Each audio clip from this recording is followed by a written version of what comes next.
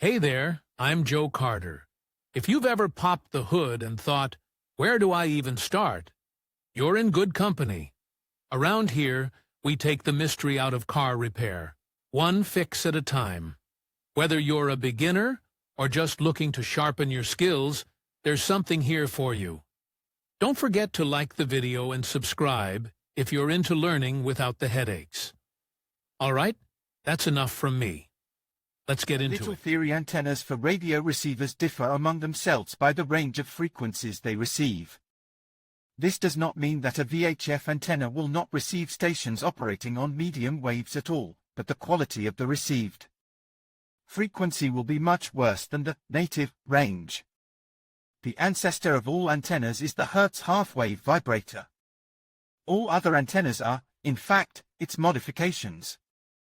Further, in Figure 1 you can see the conversion of the half-wave vibrator into a quarter-wave vibrator. These are in fact the majority of radio antennas for cars. In them, the role of the lower vibrators, called counterweights, is played by the metal of the car body. That is why a good contact of the cable braid with the body metal is so important. And in the case of magnetic mounting of the device, the braid must reliably contact the base body, which has a capacitive contact with the body. Figure 2 shows the so-called stocking antenna, in which the braided cable is used instead of the bottom of the vibrator. Fig. 3 is a schematic of a quarter-wave vibrator. Frequency bands. Do not make a mistake when choosing an antenna. Will help to know the frequencies on which the car radio equipment works in our country. VHF radio range, Soviet, from 65 to 74 MHz, FM radio frequency range, European, from 87.5 to 108 MHz, FM radio frequency range. Japanese, from 76 to 90 MHz, meter television, from 48.5 to 230 MHz, decimeter television, from 300 to 860 MHz. VHF and FM stations provide better broadcast quality than CB and DV, but will only please you within line of sight, so don't rely on them away from populated areas. Mounting methods and designs. According to the method of attachment, external car antennas are divided as follows, with a magnetic base. It is very convenient to put such a design on the roof of the car, so that the base does not scratch the paint. Do not put it on a dirty body. With clamps for fastening to the rib of the gutter. Not suitable for a car with plastic gutters. Usually the outdoor antenna is an asymmetrical quarter-wave or half-wave vibrator. The latter, due to its large size, is somewhat rarer.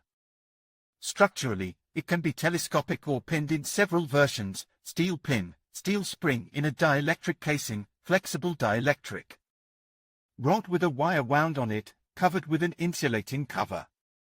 It is not possible to single out any design for the better. It can only be noted that the telescopic antenna wears out over time, due to which the contact between its links deteriorates, so when the car is moving, a crackling sound will be heard in the receiver. According to the method of attachment, the telescopic antenna is most often mortise. Other designs are attached by any of the above methods equally often. Specifics of receiving television programs. The television car antenna is always in difficult conditions of signal reception. No matter what the seller told you, and no matter how expensive it is, you can get a stable picture without interference on the TV screen while driving only for a short time, and then only by chance. This is explained by the fact that the television signal, reflecting from various obstacles, comes to the receiver in several ways.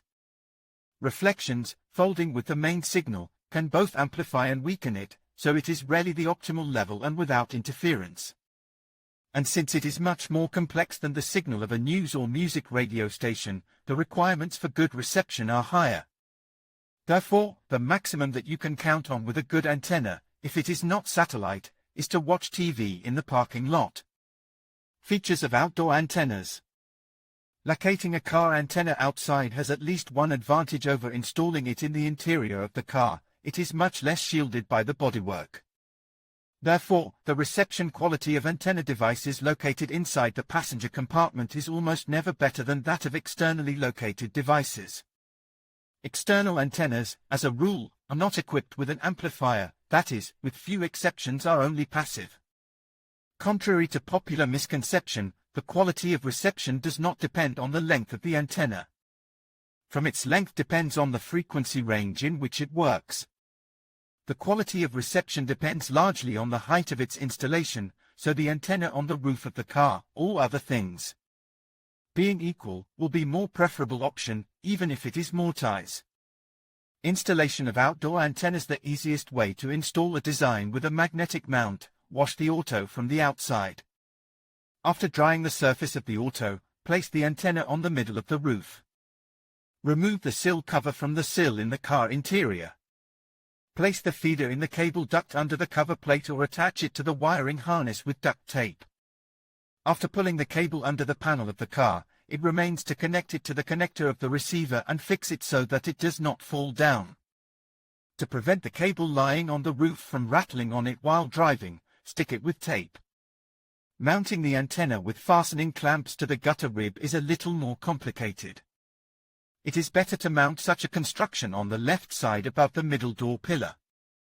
On the left, in order to lead the antenna cable into the aperture of the left rear door. Above the pillar, so that it is closer to the geometric center of the roof. When tightening the fasteners, make sure there is solid electrical contact between the bracket and the body metal. The most labor-intensive in the installation process requires a built-in antenna. Remove the interior rearview mirror, sun visors, interior lighting plafond and passenger handles from above the door openings.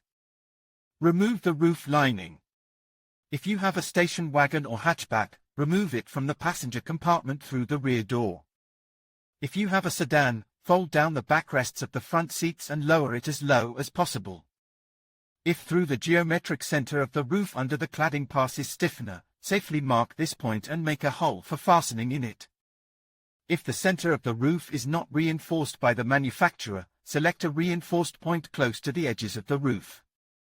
The most common mistakes in installing an external car antenna. Many antenna installation mistakes are made because of a misunderstanding that a store-bought antenna is only half of the device, and it can only work together with the second part, which is the body of your car. So, an antenna tuned on one car, once installed on another car, becomes untuned.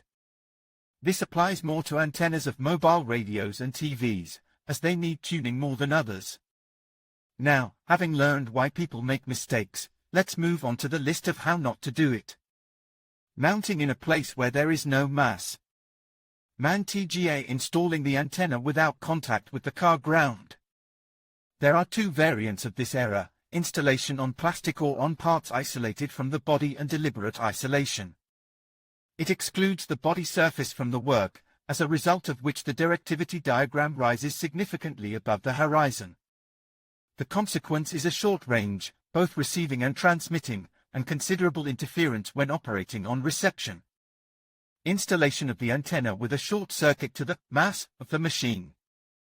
When the screw designed to fix the central core of the feeder is used to fix the antenna, or in the case of electrical contact of the antenna pin with the metal of the body, there is a sharp decrease in the range of reception and transmission. As a result, 100% quick failure of the transmitter when working on the transmission. In conclusion, an external car antenna is essential for enhancing your vehicle's radio reception and overall communication capabilities.